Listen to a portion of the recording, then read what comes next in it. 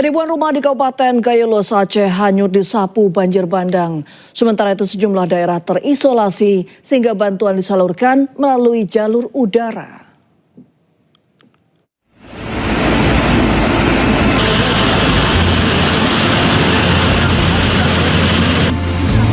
Jembatan Air Bubu, Kecamatan Dabuntuan. Pasca 5 hari dilanda banjir bandang, sejumlah kecamatan di Kabupaten Gayo Luas, Aceh terisolasi. Ribuan rumah, jembatan, dan jalan rusak diterjang banjir. Sebesar ini loh. Lumpur tebal menutupi permukiman warga, sementara jaringan komunikasi dan listrik terputus. Sedikitnya 10 kecamatan terdampak dan sebagian di antaranya terisolasi. Pemkab setempat terus berupaya menangani situasi ini. Distribusi bantuan pun dilakukan menggunakan jalur udara. Untuk rumah penduduk, rumah warga, itu totalnya 2.286 rumah yang terdiri dari 1.561 rumah ini hanyut karena dibawa oleh arus sungai, kemudian sisanya adalah rusak sedang dan rusak ringan. Kemudian selanjutnya untuk akses jembatan di seluruh wilayah Kabupaten Gayo Luas yang rusak itu totalnya 41 jembatan. 28 kabupaten dan kota di Aceh terdampak banjir dengan korban jiwa mencapai 96 jiwa. Dari Kabupaten Gayo Luas, Aceh, Medi Arjuna, iNews melaporkan. Pemirsa, banjir bandang yang melanda Kabupaten Pidi Jaya Aceh membuat puluhan bangunan sekolah ikut hancur diterjang derasnya arus sungai. Bahkan sebagian sekolah tertimbun material lumpur setinggi lebih dari 3 meter, membuat aktivitas belajar mengajar lumpuh total.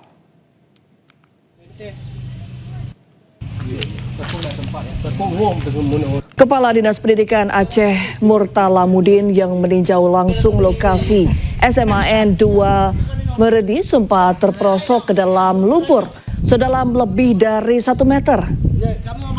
Ia akhirnya ditarik keluar oleh rombongan kepala sekolah dan pejabat yang ikut mendampingi kunjungan tersebut.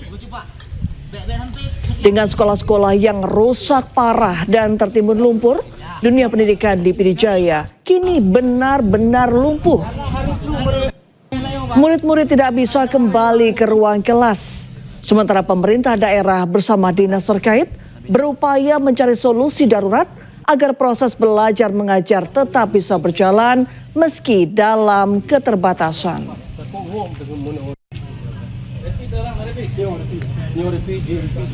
Koordinasi dulu dengan pemerintah daerah dan dengan PU tentang bagaimana kita mengkondisikan, karena ini memang terletak di pinggir sungai yang daerahnya memang setiap tahun banjir, tapi tahun ini tidak kita perkirakan bahwa tertinam lumpur bawaan banjir bandang yang kira-kira lebih kurang 3 meter sudah tertimbun. Jadi memang fasilitasnya sudah hampir dia dikatakan tidak bisa digunakan dalam waktu dekat. Dan pemirsa, untuk mengetahui informasi terkini proses penanganan bencana di Aceh, kami telah terhubung dengan jurnalis iNews Jamal Pangwa di Pidi Jaya Aceh. Selamat sore Jamal, seperti apa situasi terkini di sana? Baik, selamat sore Mbak Reni. Kondisi saat ini untuk para korban banjir bandang di Pidi Jaya sungguh sangat memprihatinkan. Hampir 6 hari ini korban banjir masih belum mendapatkan air bersih serta mereka belum bisa kembali ke rumah dikarenakan akses jalan menuju ke rumah masih tertimbun longsor. Seluruh warga sudah berhasil dievakuasi kah atau masih ada yang terisolir, Jamal? Untuk hari ini informasi dari pemerintah bahwa hampir semua sudah dievakuasi. Berarti sudah di posko pengungsian ya? Ada iya, berapa posko di sana, Jamal? Hampir 98.590 korban banjir itu berada di pengungsian ini. Kalau untuk jumlah korban, apakah ada penambahan pada sore hari ini, Jamal? Ini ada penambahan hanya beberapa orang untuk hari ini. Mungkin bisa diupdate datanya, Jamal? Oke, data yang kita peroleh dari pemerintah setempat bahwa yang meninggal dunia ada sekitar 20 orang, luka berat ada 339 orang, dan luka ringan ada sekitar 1.437 orang. Pengungsi saat ini ada 98.590 orang. Desa yang terdampak ada di 222 desa, Mbak Reni. Ada puluhan ribu warga yang dievakuasi di beberapa posko, Jamal. Itu ada di sekitar 103 posko, Pak Reni. 103 posko. Untuk bantuan, apakah sudah mulai masuk ke 103 posko yang telah dibangun?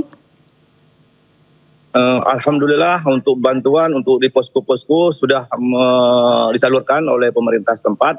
Dan saat ini pemerintah setempat sedang berupaya untuk menerobos daerah-daerah yang memang masih susah dilalui kendaraan.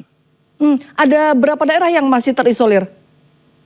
Ada sekitar 5 desa lagi, Pak Reni. 5 desa yang masih terisolir, penanganannya seperti apa saat ini, Jamal? Saat ini sedang dilakukan pengerokan jalurnya, aksesnya oleh menggunakan alat berat, sehingga di belakangnya langsung disusuli dengan mobil bantuan untuk menuju ke lokasi. Kalau untuk akses listrik dan komunikasi sudah mulai membaik atau masih tidak ada akses, Jamal? Untuk ini sebagian desa akses listriknya masih padam total. Begitu juga dengan jaringan internetnya. Oke, kalau tadi Anda menyebut akses bantuan sudah masuk ke sejumlah posko, ini sudah mencukupikah atau masih ada bantuan yang diperlukan, Jamal? Masih, Mbak Reni. Ini yang sangat dibutuhkan oleh masyarakat saat ini adalah air bersih dan baju, Mbak Reni. Karena banyak masih korban yang masih menggunakan baju yang menempel di badan saat terjadinya bencana. Baik, air bersih dan baju ya yang paling dibutuhkan oleh para pengungsi ya?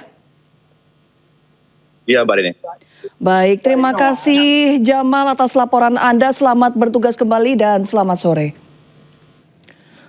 Baik, bencana banjir dan longsor yang menimpa 3 provinsi Sumatera Utara, Sumatera Barat, dan Aceh menyisakan banyak cerita. Mulai dari anak yang kehilangan orang tuanya hingga kepala daerah yang sempat hilang selama 3 hari. Ibu jalan berat tuh ya, mesti astagfirullah cek ke jalan. Tiba di pertengahan tuh sangat bayi mata nih. Tuh jatuh. Ya, ibu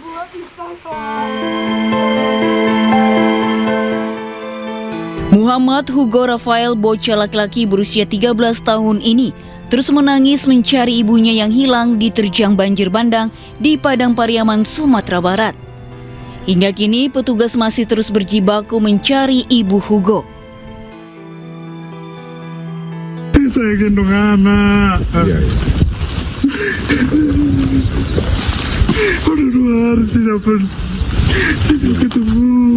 Akses internet memang sulit. Telepon semua nggak ada, listrik mati. Mudah-mudahan sehat ya. Sementara itu di Tapanuli Tengah, Sumatera Utara, seorang pria berjalan kaki selama 2 hari menembus area longsor demi mencari keberadaan anak dan istrinya di Kecamatan Tuka. Kecamatan Tuka merupakan salah satu lokasi banjir terparah di Tapanuli Tengah. Akibatnya banyak warga yang terpisah dari keluarga mereka. Saya di Tuka, Pak. Tuka. Kampung Rambutan. Kampung Rambutan ya. Tidak hanya warga, Wali Kota Sibolga, Ahmad Syukri Nazri, sempat hilang saat bencana banjir dan longsor menerjang. Berdasarkan pernyataan dari Kepala BNPB, Letjen TNI Suharyanto, Ahmad Syukri terjebak di longsoran dan banjir di antara jalur Sibolga dan Tarutung dan harus jalan kaki selama 4 hari. Sementara komunikasi di Sibolga lumpuh akibat longsor. Saat ini kondisi Ahmad Syukri dalam keadaan sehat dan membutuhkan istirahat setelah berjalan selama 4 hari. Kebetulan tadi sudah langsung berkomunikasi dengan Pak Wakil Wali Kota Sibolga.